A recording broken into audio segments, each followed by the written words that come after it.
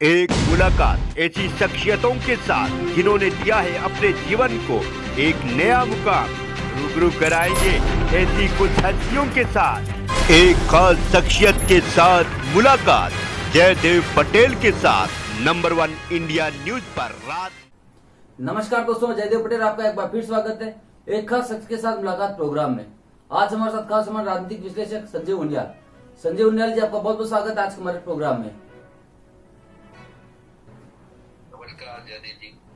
संजय जी, आपसे मेरा पहला सवाल है कि केंद्रीय गृह राज्य मंत्री अजय मिश्रा और टैनी, जिनके बेटे पर हत्या करने का आरोप हो, 8 लोगों की हत्या हो जाती है, जान चली जाती है और एसआईटी की रिपोर्ट कहती है कि गैर इजाजत नहीं था, जानबूझकर की गई हत्या थी। वो मंत्री उस बेटे का पिता मीडिया जब सवाल करता है तो उन पर बदसलूकी करता है। ऐसी भाषा एक मंत्री की हो सकती है क्या?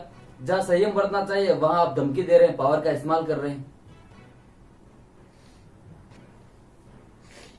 ठीक है, लॉ पॉइंट पे आप बिल्कुल ठीक कह रहे हैं, परंतु इसमें 2-3 बातें हैं मैं आपको बताना चाहता हूँ।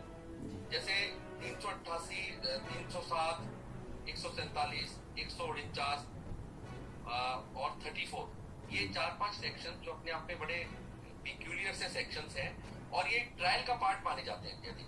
ट्रायल के पार्ट में एविडेंसेस होते हैं, गवाह होते हैं, उनके क्रॉस एग्जामिनेशन होते हैं, उनके साक्ष्यों को जो है आप कई बार लेबोरेटरी में भेजा जाता है, तो एक लंबा प्रोसेस होता है।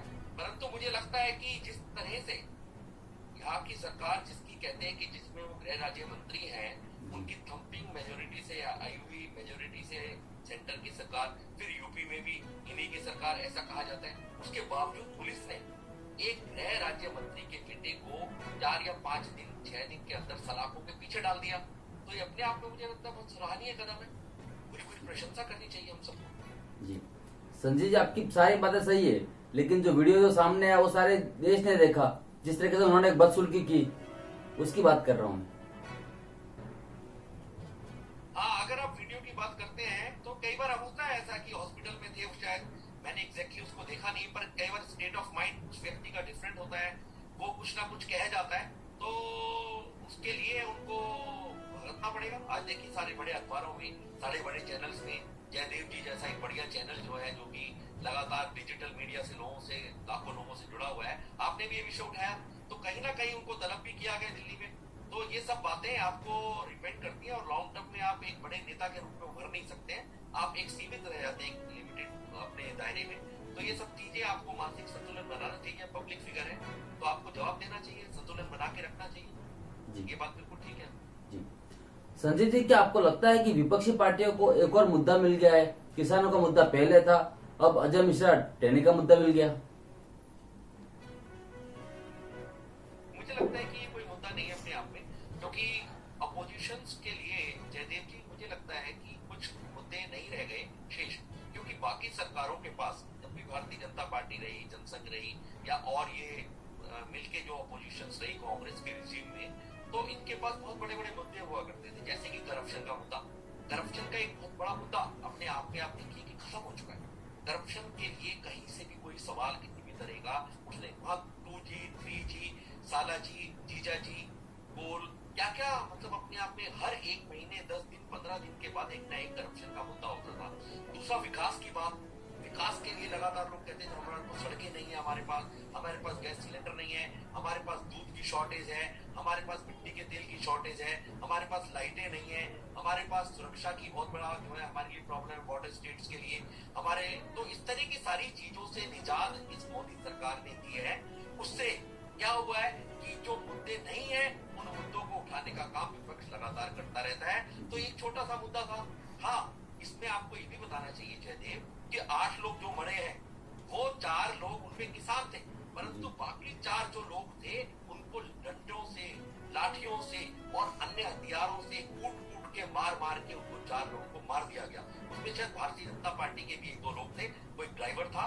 तो कहने का मतलब है कि उन 8 लोगों में 8 के 8 ऐसे लोग नहीं थे जिनपे कि आप इल्जाम लगा रहे हैं कि इस व्यक्ति ने उनकी कुचल की हत्या कर दी है। फार्मर नहीं थे वो, पर 8 के 8 इंसान थे। तो हम सबको इसके लिए थोड़ा सा ट्रायल के पार्ट को छोड़ना चाहिए। और जिस व्यक्ति ने हत्या की है, हत्या जैसा कि अभी तक आप लोग बता रहे हैं कि हत्या हुई, मैं तो मानता हूँ, जब क्योंकि मैं एक एडवोकेट हूँ, तो ट्रायल में हमने कई बार देखा है कि बिल्कुल साक्ष्य उल्टे होते हैं, चीजें सामने दूसरी तरह से आती हैं। और तो इसीलिए हमें थोड़ा सा वेट करना चाहिए, ट्रायल का वेट करना चाहिए, जिससे कि हम एविडेंसेस को देख पाए। जी संजीव जी, आपसे मेरा क्लोजिंग क्वेश्चन है कि क्या चुनावी मुद्दा बनेंगे अजय मिश्रा उर्फ टेनी या बीजेपी काट देगी करनी, आपका क्या मानना है?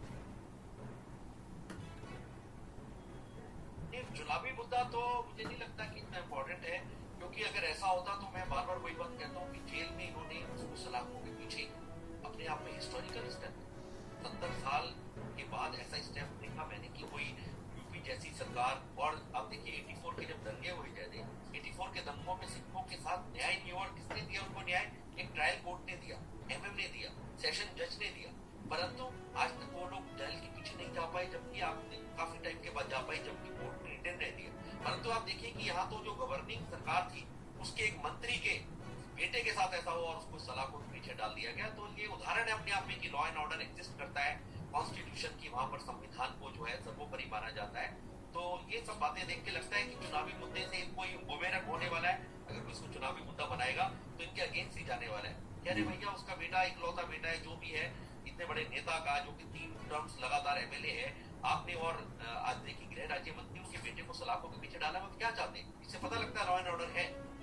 जी लेकिन संजीव जी, सड़क से लेकर के संसद तक एक ही माहौल है विपक्षी पार्टियों की तरफ से कि कहीं न कहीं अजय मिश्रा और टेनी को इस्तीफा देना चाहिए, उसकी मांग उठा रही है विपक्ष पार्टियां, इसे आप कैसे देखते हैं?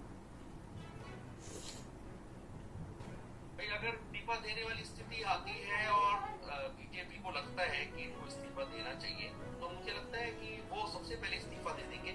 कि वो सरकार है, जयदेव ये नहीं भूलना चाहिए, जिसने कि 5 चीफ मिनिस्टर्स को बदल दिया, परंतु कोई आंदोलन, कोई विद्रोह पार्टी में नहीं हुआ। ये वो सरकार है जिसने कि 7 मिनिस्टर्स को एकदम हटा दिया, और जो कि टॉवरिंग हाइट के मिनिस्टर थे, रविशंकर प्रसाद जैसे मिनिस्टरों को, हर्षवर्धन जैसे मिनिस्टर्स को कैबिनेट मिनिस्ट्री से हटा दिया एक झटके। क्योंकि ये सरकार सिर्फ डिलीवरी पर और सिर्फ इच्छा शक्ति पर और अपनी स्पीड पर काम करती है। तो ये किसी भी तरह की, मुझे नहीं लगता कि ऐसे योगी जी किसी भी ऐसे व्यक्ति को अपने साथ चलने देंगे जिसके ऊपर की इतने संगीन कोई जुर्म है। परंतु ये बेटे के अगेंस्ट एक्शंस हैं, ना कि बाप के अगेंस्ट है। तो मुझे नहीं लगता कि फादर उनके गृह राज्य मंत्री हैं। हमने तो ऐसे भी नेता देखे थे जो कि सिर्फ अपने ही प्रदेश में अपने आप खून खराबा करके मर्डर के इल्जाम लगाए हुए थे, जिनके एसपी के बहुत सारे नेता आपको मैं गिना सकता हूँ। तो उन सब के इल्जाम सिर पे लगे होने के बावजूद वो 7 मिनिस्टर्स भी रहते थे, नेतागिरी भी करते थे। पर हमें ये नहीं भूलना चाहिए कि ये अजय मिश्रा के अगेंस्ट नहीं है, आशीष के अगेंस्ट है, टेनी के अगेंस्ट नहीं है। ये सारे सेक्शन जिनकी हम बात कर रहे हैं, ये उनके बेटे के अगेंस्ट है। तो इंडिविजुअल कैपेसिटी में लॉ अलग माना जाता है, एक इंडिविजुअल कैपेसिटी में लॉ अलग अलग रूप से उन दोनों को देखता है। संजय जी, आपने समय दिया उसके लिए आपका बहुत बहुत धन्यवाद।